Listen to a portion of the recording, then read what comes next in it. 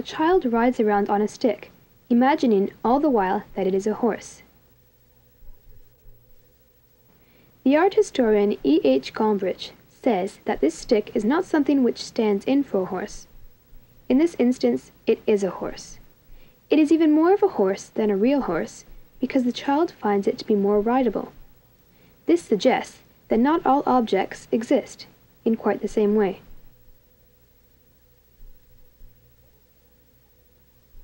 What if someone came up to me and said, "A unicorn just killed your cat"?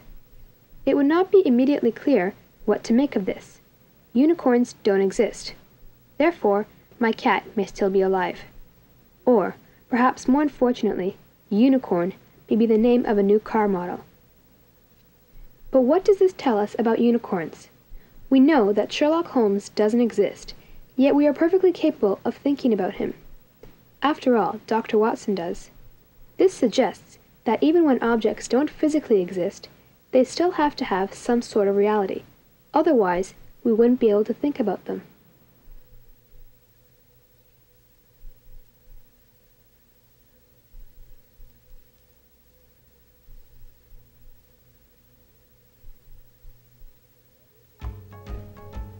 A literature student is writing an examination. True or false? Does Sherlock Holmes play the violin? The clever student, knowing that when it comes to existence, the great detective is a not, answers no. Will the student pass or fail? Will the student become a novelist or a critic? I exist, but don't play the violin. Sherlock Holmes does not exist and plays the violin very well indeed. And while he and I have neither existence nor musical skills in common, no one will deny that we both have fingers. This suggests that objects and people have characteristics, whether they actually exist or not. Even if the gray-eyed goddess Athena doesn't exist, isn't it still true that her eyes are gray? Her characteristics have existence.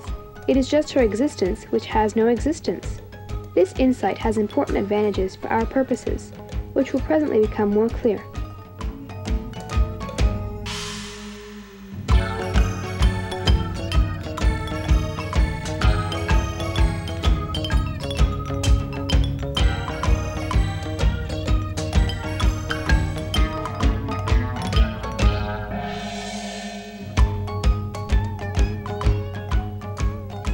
For example, let us imagine a person we will simply call P. It will be clear from the outset that this person does not exist, but more importantly, P will start out as a character entirely without characteristics, without properties of any kind. Perhaps some will just instinctively assume that P is a man, others a woman. Some will be compelled to imagine an Asian, others an African, but please don't. From our side, we will do everything possible to discourage such assumptions from taking root. We will not be tripped up by resorting to the pronouns he or she, but will replace them with it, however awkward or impersonal that may seem. We see several advantages in having a characteristicless character. For example, there can be no cruelty and no suffering.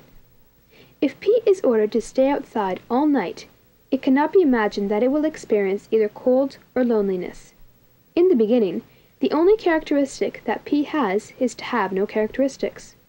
This will permit it to wander freely through space, without any restraints imposed by reality, even though this suggests that P has at least acquired the characteristic of being able to wander freely through space, without any restraints imposed by reality.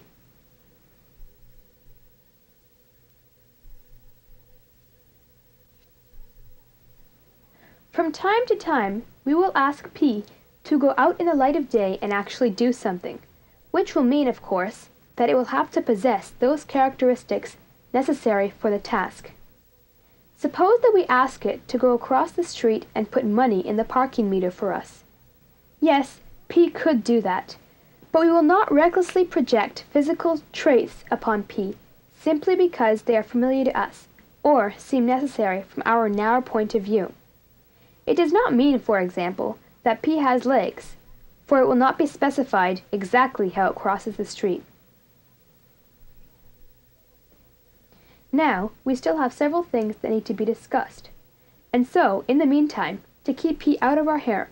We will give it some free time and allow it to go wander around for a while until we need it again. Now, this experiment of conjuring up a non-existent person with no characteristics should not be difficult, for we are already very sophisticated in developing links to worlds that do not exist. We have fantasies, knowing that what is represented in those fantasies does not exist. Perhaps we think of ideal people and imagine ideal places, knowing that they do not exist. Or, if something in the real world disturbs us, we are used to pretending that they are unreal. Yet, something is troubling here. How is it that one can think of things that do not exist? If they do not exist, how can they present themselves to the mind in order to become the objects of thought? If they are not objects, then how is it that they can become the objects of thought? How can one ask P to wander freely through space if P itself is not real? Think about it though. A non-existent person like P could come in handy when we feel strong emotions that we cannot act on due to social or legal restrictions. P could be a convenient stand-in when we have uncontrollable desires or feel irrepressible rage that we are not permitted to express. And, who knows, perhaps in time we can learn how to direct P to do all the unpleasant day-to-day jobs that we do not want to do ourselves without having to pay for health benefits. And, in some utopian future, a parallel world full of P's might help us to resolve some of the more tricky problems of crime and suffering.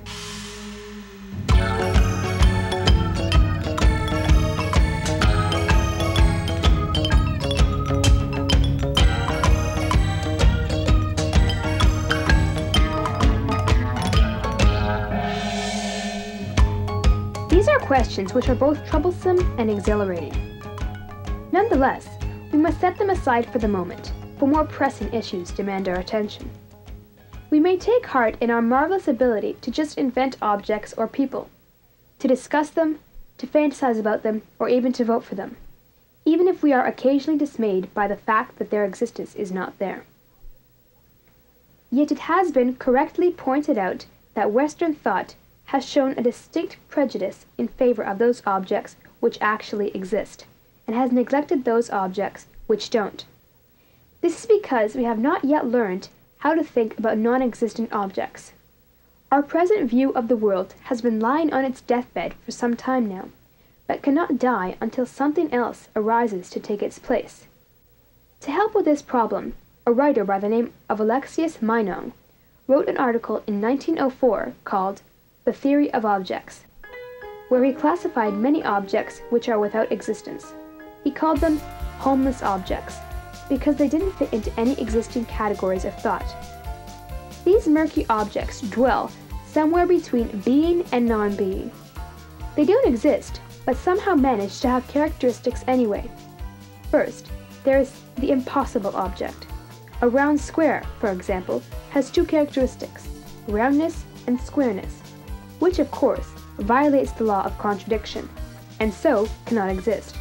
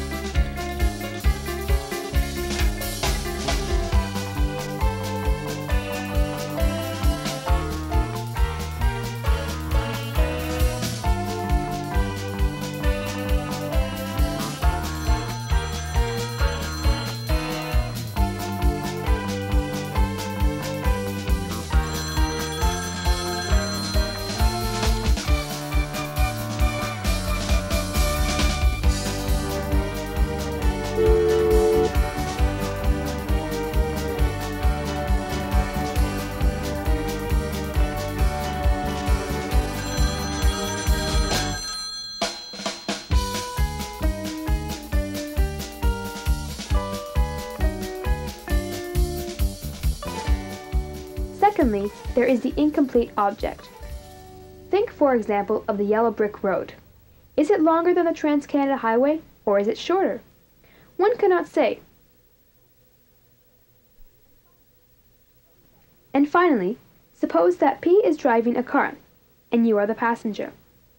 P wants to go only where you want to go, and you want to go only where P wants to go. Meinong would call such a destination a defective object.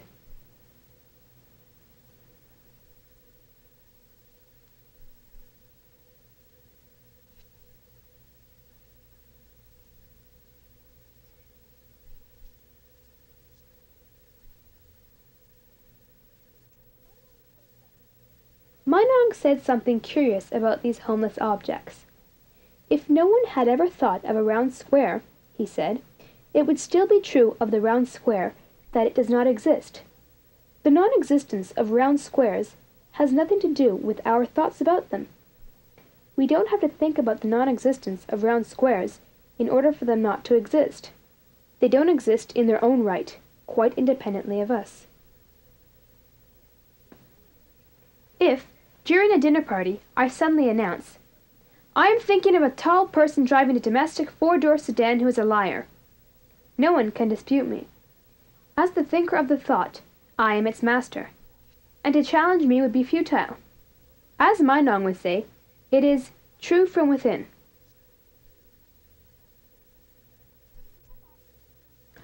We have asked P to bounce a ball against a garage wall. It does not mean that P has arms or eyes. It does not mean that P is male, and it does not mean that P is a teenager. In fact, we have ordered P to do this now for 3 solid days without a break, which should not be a cause for concern, as P has none of the characteristics that would cause it to feel fatigue or discomfort. P now has the capacity to bounce a ball against a wall, and that is all. P is doing this in order to provide us with the context in which to pursue investigations which are of interest to us, such as the following. Many things come into our field of vision, but not very much of it really interests us. Our vision is subtractive, for we see only the things that interest us, ignoring things we find boring.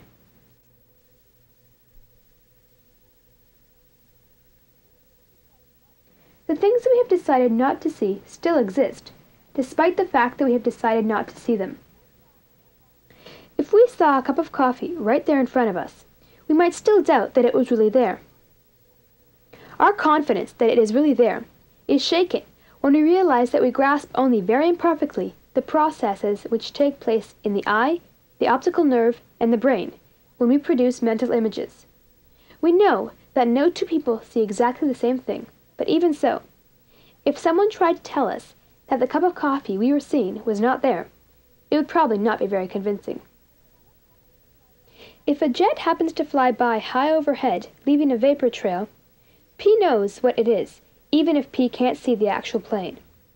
P can infer that it is there, based on what P has been told about high-flying jets.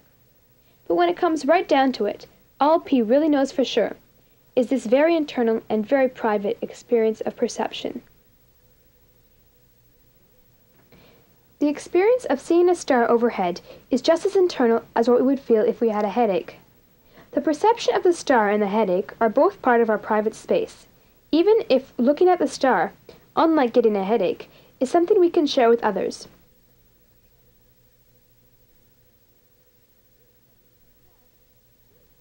Now, if we examine someone's eyes, is this comparable to looking at a star, or is it instead similar to experiencing a headache? Well, it has similarities with both. When I collect information about this eye, I do so in the same way I collect information about rocks and trees. My knowledge about this object, this eye, is no more intimate than my knowledge of inanimate objects. When I examine the inside of an eye, the observations I am making are taking place in my eye, not the eye I am observing. It is occurring in my eye, running through my optic nerve, entering into my brain. When I was a young girl, I had 3 great passions, And beyond these three passions, life did not exist for me. I looked, I thought, and I was very, very neat. As I grew older, my passion for neatness became more sophisticated. Yes, I made my bed and cleaned my room, but more than that, this passion for neatness made me strive to be more efficient, to trim things down to the bare necessities, to discard what was irrelevant, to purify and distill everything down to the most essential elements. This desire for neatness and efficiency naturally compelled me to condense my three passions into two. And so I applied my passion for neatness to my other two passions of looking and thinking, which left me with the neatness of looking and the neatness of thinking. I had successfully distilled three passions down into two and was left with a messy room, but more focus. I now wish to become someone who looked at eyes and who thought about thinking. You know, this reminds me of the most unusual story I heard recently. One day, for no apparent reason, everyone's eyes just came out of their head, you know, like pop. They all just came out. Tired, they said, of being hauled around blindly by someone else. Once they were freed from the earthly coil, they could roam anywhere they liked. Under and over and around, you know, inside, like anything they could. Just like, you know, look, look, look, and watch, watch, watch, and stare, stare, stare. And that's all they ever did. You know, nothing more. They were freed at last, and nothing was going to interfere with their perceptions. And nothing escaped their attentions. Sometimes they saw things that were very sad, but it made the eyes glad that they had saw them anyway. Meanwhile, the bodies from which the eyes had escaped were faring rather badly. Happiness, it seemed, is a zero-sum game. For as the eyes became more and more content, the misery of the bodies only increased. Eventually, they developed a split in the world. One with the bodiless eyes going everywhere and seeing everything.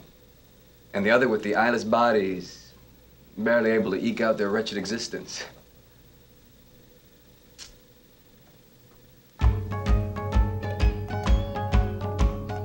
A child rides around on a stick, imagining all the while that it is a horse.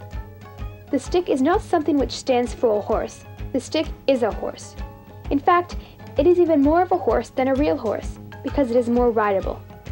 We might think that this is sloppy thinking, but this isn't about thinking, it's about riding.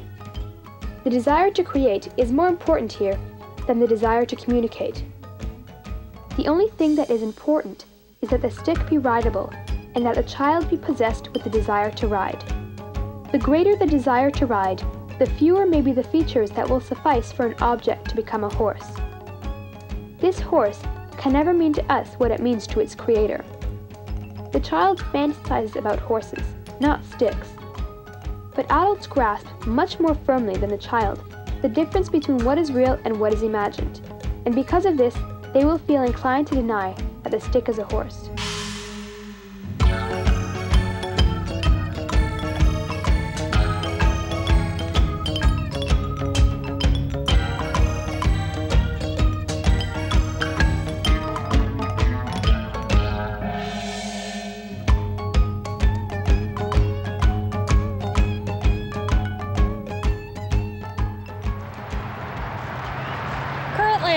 I've been in my newer role with the city of Santa Monica, have been sort of taking more and more complaints from citizens around the homeless situation in Santa Monica. Particularly, people are feeling that their parks are just inaccessible to everyone because there's so many people, so many more homeless people in the parks, and for whatever reason, people through fear or guilt are just uncomfortable with the fact that their parks are being really taken over by the homeless, many homeless people.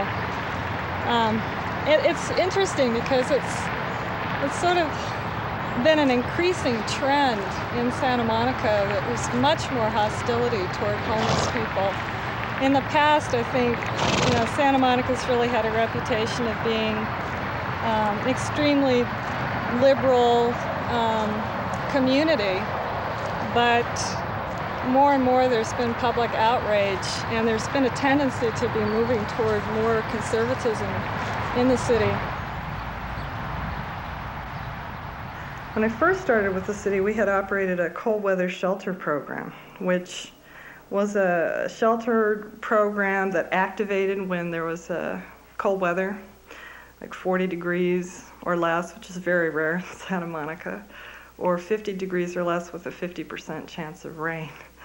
Anyway, but when we were activated, we ran an intake center. All the people would kind of come to one central point in Santa Monica, and then we'd have buses come to pick them up in rounds or shifts. We'd have upwards of 200 people on any given night, and then we would bus them to the local National Guard armories, which was not a great shelter environment. Basically, it looks like a large gymnasium with cots set up in rows and rows of cots. And people would basically just enter, sign up in a sign-up sheet, grab a blanket, and go to their cot for the night.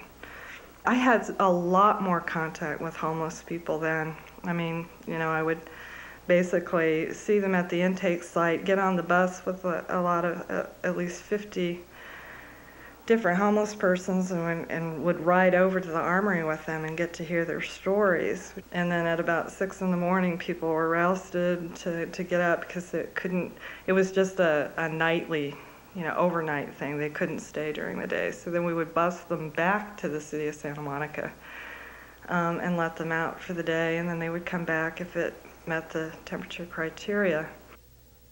I think a lot of people, do not see homeless children on the streets, that they really are not physically apparent. 1/3 of the homeless population at one point in Santa Monica were homeless families with children.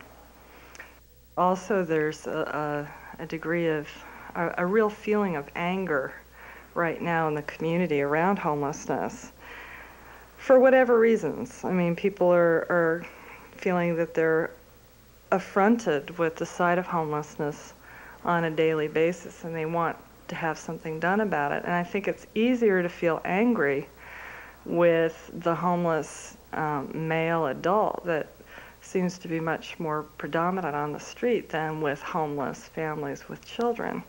So as a result, for whatever reasons, people want to deny it. They don't really talk about it, because that's not something that people really want to reckon with, that there really are a lot of homeless children on the streets. So both physically, people don't see them, as well as, I think, emotionally they're not prepared to see it as well. I got to know this one guy. He was about 65, very gracious, always very well dressed. Very apologetic as well that he was homeless. He would come to my office and just chat. And he told me he had written the song Sitting on the Dock of the Bay. I can't remember his name now. I never did go and check to see who actually wrote Sitting on the Dock of the Bay, but I tend to believe he did.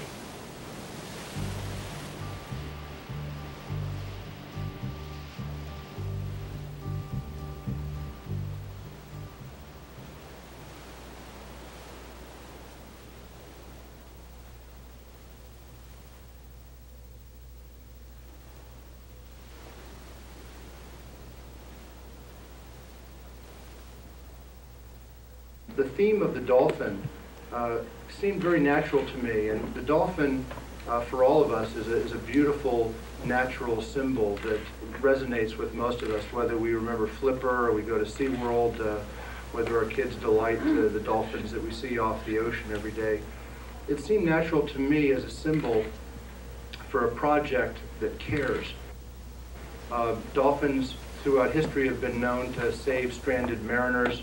They're a remarkable creature of very high intelligence. We're still debating what they represent in terms of intelligence, whether they're smarter than us or not, and there are debates both ways. It's an interesting topic.